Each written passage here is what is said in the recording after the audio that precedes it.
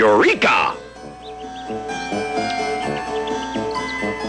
The story so far.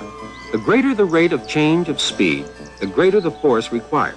Another word for rate of change of speed is acceleration. The more you accelerate, the more force you need. But force also varies with mass. So we say that force equals mass times acceleration. And now, acceleration, part 2. How do we measure acceleration? That's one way. But there's a better method. You see, most things do all the accelerating they're going to do in a matter of a few seconds. So it isn't very practicable to measure their increases in speed in kilometers per hour. Take this locomotive, for instance. It's a very old steam engine, and it can only do 36 kilometers an hour.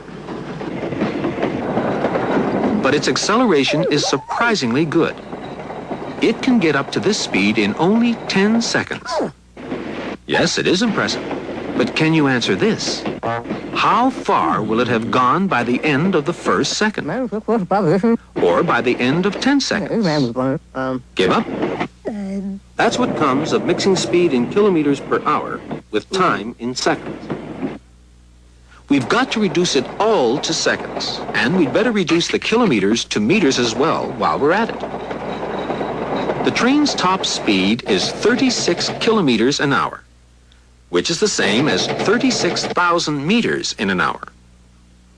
Since an hour contains 60 minutes, we can divide 36,000 meters by 60 to find out how many meters it goes in 1 minute.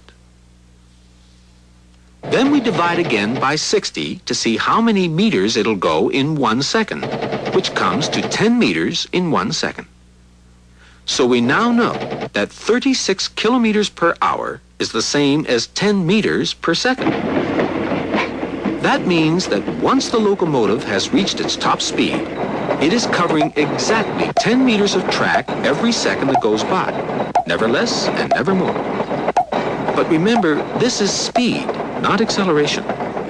Acceleration means that with every second that passes, the train advances an increasing number of meters until it's eventually moving at a speed of 10 meters per second. But it didn't start out that way. Ready? You've got 10 seconds in which to attain a speed of 10 meters per second.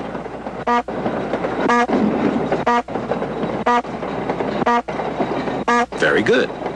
Now, let's replay that and analyze what happens.